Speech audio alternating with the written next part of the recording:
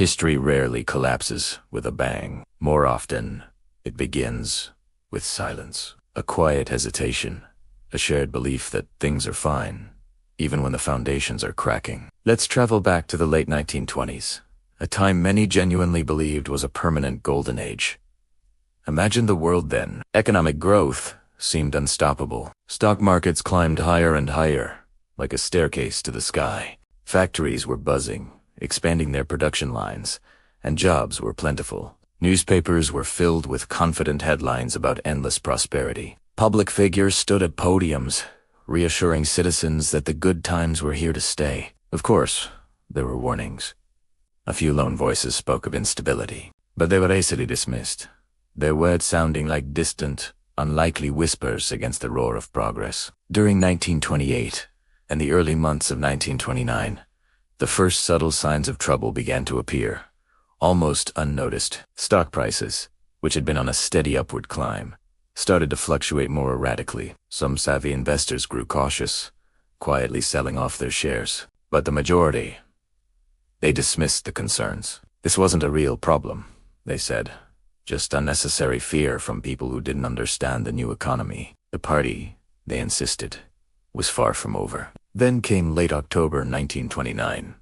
The markets began to slide. At first, it wasn't a crash, more like a gentle dip. It seemed manageable. Officials appeared on the radio and in the papers, their voices calm and measured. This is just a temporary correction, they assured everyone. Have confidence.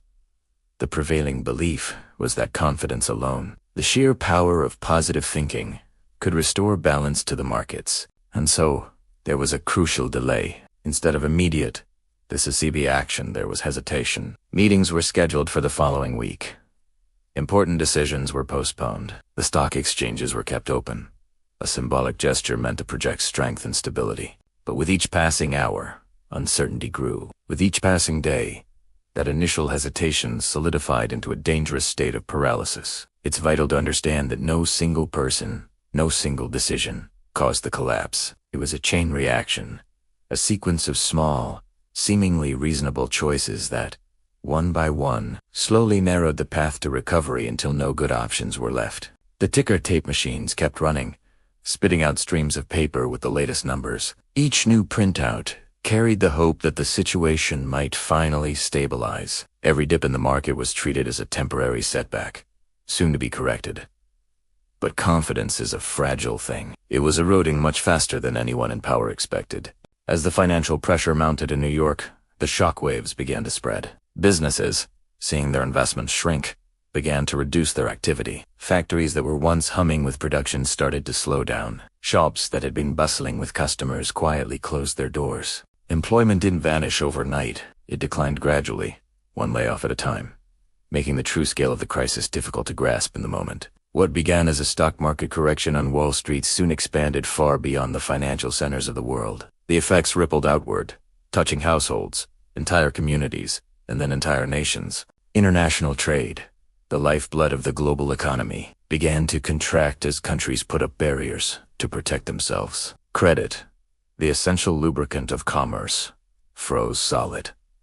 Banks, once seen as pillars of security, began to fail. By the time governments and financial leaders finally attempted to take decisive action, it was too late. Trust, the invisible glue holding the entire economic system together, had already collapsed. The Great Depression didn't rise from a sudden, chaotic explosion. It emerged from a quiet, creeping paralysis. It grew out of hesitation, endless and a tragically misplaced belief that the problems would simply resolve themselves if given enough time. This entire sequence of events is often called the butterfly effect of 1929.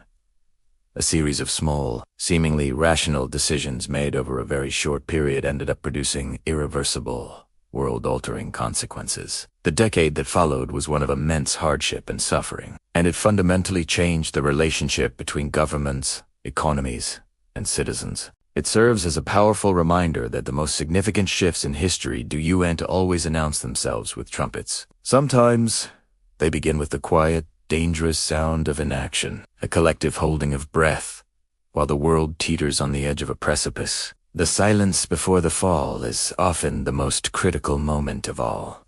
Thanks for watching. If you found this story of history's silent warnings interesting, please consider liking this video and subscribing for more deep dives into the events that shaped our world.